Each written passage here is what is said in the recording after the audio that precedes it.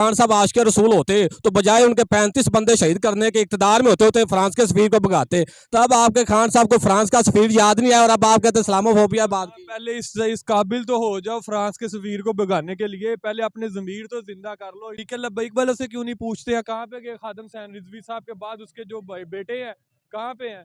कैसे हैं भाईजान, ठीक ठाक? अल्लाह पाक का। अच्छा, इस बार में इलेक्शन में वोट किसे देने का इरादा रखते हैं आप? वोट इमरान खान को। इमरान खान साहब का क्यों, वो क्यों छुपा रहे हैं? क्यों नहीं, मैं सीधा बात करूंगा, वोट इमरान खान का है। इमरान माइनस कर सकते हैं किसी को? दिल से तो नहीं कर सकता लेकिन कागजों से तो उन्होंने कर दिया ना। वो इंशाल्लाह जो होगा वो खुदा को मंजूर है, वही होना है। ये तो सियासत है ना, कितनी देर कर लेंगे। क्या समझते हैं खान साहब की रिहाई हो सकती है इलेक्शन से पहले? इंशाल्लाह होगी जी। आशिक रसूल है वो भी, आप ऐसी बात तो ना करो जिसने कौम मुत्तहिदा में खड़े होके बोला कि तुम लोगों को नहीं पता है कि दिल का दर्द सबसे बुरा होता है। मैं जानता हूँ दिल का दर्द सबसे ज़्यादा बुरा होता है। हमारे दिल में नबी पाक हज़रत मोहम्मद सल्लल्लाहु अलैहि वसल्लम है। आप जब उनकी बुराई करते हैं तो हमारे दिल को दुख होता है, तो फिर रिएक्शन आता है। आपके इल्म में इजाफा कर दूं, खान साहब से पहले ये तकरीरें नवाज शरीफ, जरदारी और भुट्टो ने, जिया ने, सब ने की। और आपके खान साहब, मैं आपको निकाल के दिखाता हूँ। और सबसे पहली बात भुट्टो ने की थी, भुट्टो के अलावा इसने बात की या कौम मुत्तहिदा में खड़े होके? खड़े होने के बाद, करने के बाद आपके पाकिस्तान में आके उसने गुस्ताखे रसूल आसिया मौलाना को रिहा किया है। तो क्या समझते हैं खान साहब, एक तरफ नारा लगाते हैं कि मैं आशिक रसूल हूं, दूसरी तरफ गुस्ताखों को छोड़ते हैं, क्या समझते हैं? आपके पास उसका क्या सबूत है कि उसने रिहा किया है?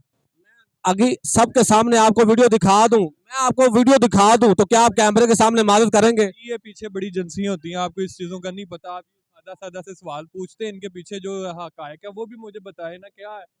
बताएं हकायक क्या है? तो कह रही है रिहा कर दो, तो आप मैं तो करूंगा। क्यों करेंगे? आप आशिक रसूल हैं, आप तो मर जाएंगे। लेकिन इमरान खान का नाम लेना नहीं इधर देने देते, तो आप ये क्यों नहीं बताते कि इमरान खान का नाम क्यों नहीं लेने दिया जा रहा? मेरे इधर परचम लगा होगा उठा के तू तोड़ देते हैं पीटीआई का, ये क्यों नहीं बता? अगर आप आशिक रसूल हैं, आप तो अपनी जान दे सकते हैं, जान पे सौदा क्यों कर रहे हैं फिर? मैं अपने खुदा के साथ दगा करके खुश होता हूँ, मैं तो ऐसा मुसलमान हूँ। पहले मुसलमान तो उस तरह के बनाओ आशिक रसूल वाले। तो फिर ये ना कहें कि खान साहब आशिक रसूल हैं, उन्होंने अक़वाम मुत्तहिदा में तकरीर की है। तकरीर की है, फिर उसके अलावा इस्लामोफोबिया पे एक दिन आपका मुकर्रर करवा दिया पूरी दुनिया में। उसका क्या फायदा हुआ इस्लामोफोबिया का, जरा बताएं। ये बात आपके अब आप ये अपने तरीके लब्बैक वालों से क्यों नहीं पूछते हैं कहाँ पे गए खादम हुसैन रिजवी साहब के बाद उसके जो बेटे हैं कहाँ पे हैं? एक दिन नहीं। अच्छा, मैं आपको बता दूं, आपके खान साहब की हुकूमत में जब तहरीक लबाब पाकिस्तान ने एहतजाज किया, आपके जो आशिक रसूल खान साहब ने जो कहते हैं इस्लामोफोबिया पे काम किया है, तहरीक लबाब का यह मुतालबा था कि फ्रांस के सफीर को मुल्क बदर किया जाए। अगर आपके खान साहब आशिक रसूल होते तो बजाय उनके 35 बंदे शहीद करने के इक़्तिदार में होते होते फ्रांस के सफीर को भगाते। तब आपके खान साहब को फ्रांस का सफीर याद नहीं आया और अब आप कहते इस्लामोफोबिया बात की। पहले इस काबिल तो हो जाओ फ्रांस के सफीर को भगाने के लिए, पहले अपने ज़मीर तो जिंदा कर लो। इधर सबसे पहले प्रोडक्ट आपकी फ्रांस की चलती है, आप इस वक्त आपने लगाया होता है कि उसको भगाओ, और पहले अपनी मेडिसिन तो मुल्क में तैयार कर लो ताकि कल को आपको किसी के आगे घुटने ना फैलाने पड़े। आप अपनी ये जो 2 लाख कौम है ये अभी मर रही है, एक सफीर निकल जाएगा, 2 लाख कौम को मारोगे एक सफीर के पीछे? भाई अभी कौन सा मुल्क के हालात, अपने खान साहब की अपनी इज्जत पे बात आई तो आपने पूरे मुल्क को जला दिया, फौज पे हमले कर दिया। लेकिन नबी की इज्जत की बात आई, फौज पे हमले की बात ही नहीं है। नबी की इज्जत की बात आई तो आप कह रहे हैं कि भूखे मर जाएंगे। जो अपनी बारी आई पूरा मुल्क तबाह कर दिया, तब मुल्क का नुकसान नहीं हुआ? सुनो ना, मेरी बात सुनो। पहले मैं मुसलमान हूँ अल्हम्दुलिल्लाह, लेकिन मैं ऐसा मुसलमान हूँ अपने खुदा के साथ धोखा करके खुश होता हूँ। 5 वक्त की नमाज में ये बात कर रहे हैं, खान साहब ने तकरीर की, तकरीर करने के बाद खान साहब ने गुरुद्वारे का रास्ता देके कादियानियों को, ये ना फिर बात करें कि उन्होंने तकरीर की। मेरी बात सुनो ना। अब ये 6 लाख बंदा है, ये 6 लाख किस पे चल रहा है? ये उनकी प्रोडक्ट पे चल रहा है। आप पहले इन बंदों को तो पहले नॉलेज दो ना कि ये भाई आप इस्लाम पे चलो, अपने मुल्क में हर चीज तैयार करो। आपके मुल्क में एक चीज ईमानदारी से तैयार नहीं होती है, रिज़्क में, खाने में आप जो मिलावट करते हो। जो चीज ले लो पाकिस्तान की बगैर मिलावट के आपको मिलती नहीं है। ये भाई जब आपके खान साहब 4 साल हुकूमत की, उन्होंने इनके लिए क्यों नहीं काम किया कोई भी? आप 30 साल वालों से क्यों नहीं पूछते हो? वो तो चोर हैं, करप्ट हैं, वो तो चोर हैं। तो खान साहब के बारे क्या राय रखते? ये एक घर का निजाम 3 साल में आप नहीं सीधा कर सकते हो। आपके साथ मानते 5 लाख कर्जा हो तो वो आप 3 साल में नहीं उतार सकते। आप 3 साल में उसको 70 साल का निजाम सीधा करने के लिए आपके इल्म में इजाफा कर दूं, मेरे पास पूरे एविडेंस है, सारी हुकूमतों ने मिलकर इतना कर्जा नहीं लिया जितना आपकी खान साहब हुकूमत ने लिया है। मैं भी अल्हम्दुलिल्लाह इजाफा ही आपके इल्म में कर रहा हूँ। पहले अच्छा, ये मानते खान साहब ने सबसे ज्यादा कर्जा लिया कि नहीं लिया? बताएं। ओ भाई कर्जे को छोड़ो, कर्जे की बात मैं आपका जो भी बात करें वो छोड़े। बात कर रहा हूँ सफीर के बाद की, पहले इस वाम को तो उस काबिल कर लो।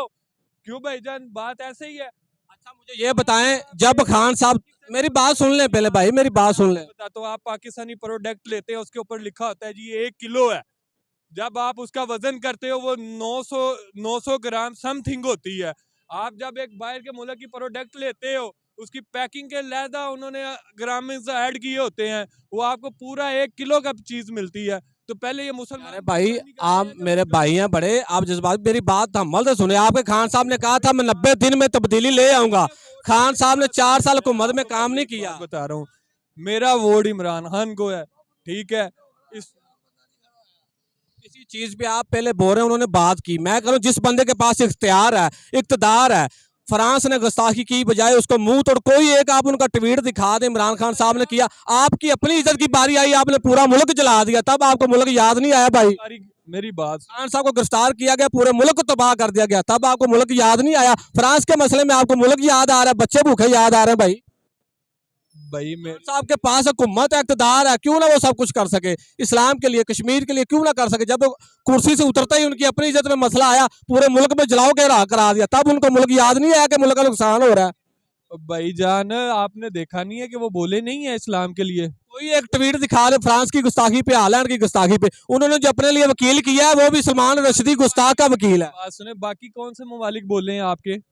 वो तो मुर्दा मुल्क बन गया, फिर मानना भी सारे कुमरान मुर्दा समेत आपके लीडर इमरान खान समेत। भाई मैं कौन से इस्लाम पे चल रहा हूँ?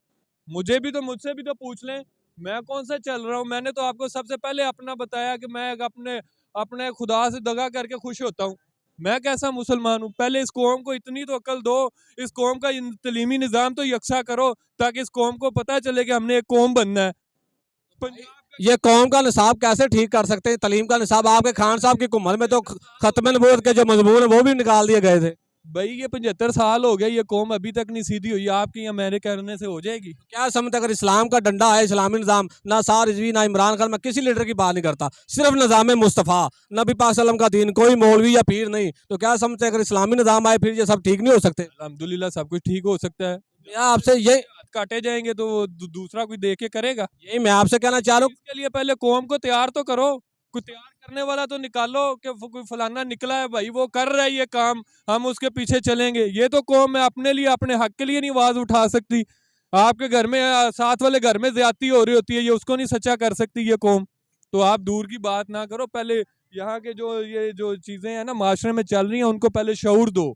शऊर के बगैर कौमें नहीं बनती हैं। यकसा तलीमी निज़ाम दो। आपके पाकिस्तान का यकसा तलीमी निज़ाम ही नहीं है, आप कैसे मुल्क को सीधा कर सकते हो? पंजाब का पंजाब का निज़ाम तलीमी हो रहा है, KPK का हो रहा है, सिंध का हो रहा है, बलोचिस्तान का हो रहा है, ठीक है। फिर पंजाब में 10 किस्म के तलीमी निज़ाम है, अमीर का हो रहा है, गरीब का हो रहा है, उससे गरीब का हो रहा है, उसके गरीब के बच्चे का दिहाड़ी का तलीमी निज़ाम है, माँ बहन की गाल का तलीमी निज़ाम है। ओ पहले भाई ये तलीमी निज़ाम यकसा करो, यकसा करोगे तो कौम बनेगी, कौम बनेगी तो आगे इनके ज़हन में शऊर आएगा कि नबी पाक सल्लल्लाहु अलैहि वसल्लम उन्होंने दीन कैसे हमें दिया है और दीन कितनी प्यारी और खूबसूरत चीज़ें हैं। ये शरीयत, मुझे अपनी शरीयत का नहीं पता है तो आप मुझे दीन ये कह रहे हैं कि आप जो इस्लामी निज़ाम के दफा करो। क्या समझते इस कौम को किस तरह गाइड किया जा सकता है? सर में ये इस कौम को गाइड किया ही नहीं जा सकता। 75 साल हो गए, ये अपने हक के लिए नहीं आवाज उठा सकती, तो ये आप गाइड करने निकले। 75 सालों तो से ये सियासी लुटेरों के हाथों लुट रहे हैं ना, निज़ाम मुस्तफ़ा के लिए इनके आगे कौन हो तो ये काम कर। हमें बता दे कि इस वक्त इस्लाम के लिए कौन सा सबसे अच्छा है, हम उसकी सपोर्ट करते हैं, बताएं कौन है? मैं कहता हूँ हम सब मिलके, हमें ये पता कपड़े कहाँ से अच्छे मिलते हैं, रोटी कहाँ से अच्छी मिलती है, जूती कहाँ से अच्छी मिलती है। हम जब वोट देने की बारी आती तो हम कहते हैं ये फलाने ने तकरीर बड़ी अच्छी की, फलाने ने पुल बड़े बनाए। छोड़ दो, मैं कह रहा हूँ उसको छोड़ दो, हमें बताओ अब इस्लाम के लिए कौन खड़ा हुआ है? इस्लाम के लिए जो सबसे पहले खड़े हुए लामा खारम साहब रिजवी साहब, जिन्होंने खत्म नबूवत, तो प्यारे हो अब उनकी तहरीक, जिनके 35 बंदे आपके खान साहब ने अपने दौरे हुकूमत में सिर्फ इस्लाम की बात करने पे शहीद किए हैं, मानते हैं इस बात को? खादम सैन आप कहते हैं कोई निकलता नहीं, मैं कहता हूँ हजारों भी लोग निकलते हैं। खादम सैन रिजवी की जिंदगी तक ये जमात आपकी सबसे अच्छी थी उनकी। अब आप साथ खड़े रहे थे जब खालिद साहब रिजवी साहब जिंदा थे, आप साथ थे? भाई मैं साथ नहीं था ना, मैं ये तो मुनाफिकाना बात है ना कि वो अच्छे थे, उनका बेटा अच्छा नहीं है। मुनाफ करना बात जाहिर सी बात आप अच्छा बोल रहे हैं तो फिर आप साथ क्यों ना खड़े हुए भाई? तो आप भी नहीं सही कर रहे हो। जो इमरान खान की अच्छी चीजें आप वो भी नहीं बता। मैं कह रहा हूँ कोई अच्छी चीजें बताएं, मैं बताता हूँ भाई, बताएं। आप बताएं कोई एक अच्छा काम बताएं, कितनी यूनिवर्सिटी बनाई है खान साहब ने, बताएं। आपके जो ये वो जो भाई है अभी जो बोले थे जो ये ट्रांसजेंडर बिल पास हुआ है, एक बयान भी नहीं निकला। उनके एमपी के तो वीडियो असेंबली में यार एमपीए की छोड़ो, जो मेन सरबराह का पार्टी का उसका बयान उसी ने बिल पेश करवाया, वहां पे उनको कैंसिल करवाने का। बाकी आपकी मेरे से बहस यही, आप कह रहे हैं कि इस्लाम के लिए निकलता कौन नहीं। मैं कहता हूँ ये सारे हुजूर के गुलाम है, आज भी वाज हो जो निकलने के लिए तैयार हैं। आज भी इनको आवाज देता हूँ इस्लाम के लिए, देखता हूँ कौन पीछे रहेगा। लेकिन आपके खान साहब या नवाज शरीफ कोई भी हो, जब भी कोई इस्लाम के लिए निकलता है उस पर दहशतगर्दी का पर्चा दे के अंदर कर देते हैं। फिर आप कैसे ऐसे लीडरों को आगे लेके आ सकते हैं? भाई मैंने आपको कहा ये कौम तैयार ही नहीं है। आप कैसे आप बार बार एक कौम तो तैयार खड़ी है भाई, आगे लीड करने के लिए तैयार खड़ी है। आप आवाज दें निज़ाम मुस्तफा के लिए ना, लो जी ये भाई ये कौम तो तैयार खड़ी है हुजूर के, ये सारे गुलाम, चाहे कोई मेहनत करता है मजदूरी करता है, सबको अपना दर्द है। लेकिन बात ये हर बंदा तो इसी बात से डरता है कि निज़ाम मुस्तफा के लिए निकलेंगे दहशतगर्दी का पर्चा हो जाएगा, हम पे जेल हो जाएगी, कैद हो जाएगी। मतलब ये कि हम अपने ऊपर लीडर वो लेके आए जो इस्लाम से मोहब्बत करता हो। आप इंडिया में चले जाए, हिंदू अपने उस लीडर को लेके आते हो जो हिंदू मजहब से प्यार करता हो। गाय का पिशाब पीने वाले अपने मजहब से इतना सच्चा प्यार करते हैं कि अपने ऊपर उसको बिठाते हैं जो हिंदू का प्रचार करे, उनके मजहब का प्रचार करे। बांग्लादेश में चले जाए, कहीं भी चले जाए, अंग्रेजों में चले जाए, ईसाइयों में चले जाए, हर बंदा हर मजहब अपने ऊपर उसको लेके आता है जो अपने मजहब से प्यार करता हो। वाहद हम एक पाकिस्तानी कौम ऐसी बेगैरत कौम बन चुके हैं जो अपने ऊपर उन लोगों को लेके आते हैं जो हमारे मुसलमानों के लिए नहीं बल्कि यहूदियों के लिए काम करे, गैरों के लिए काम करें। तो ये आपने और मैंने, हम सब ने मिल के सोचना है। मेरा आज भी ये ईमान है कि मोहम्मद अरबी के ये सारे गुलाम आज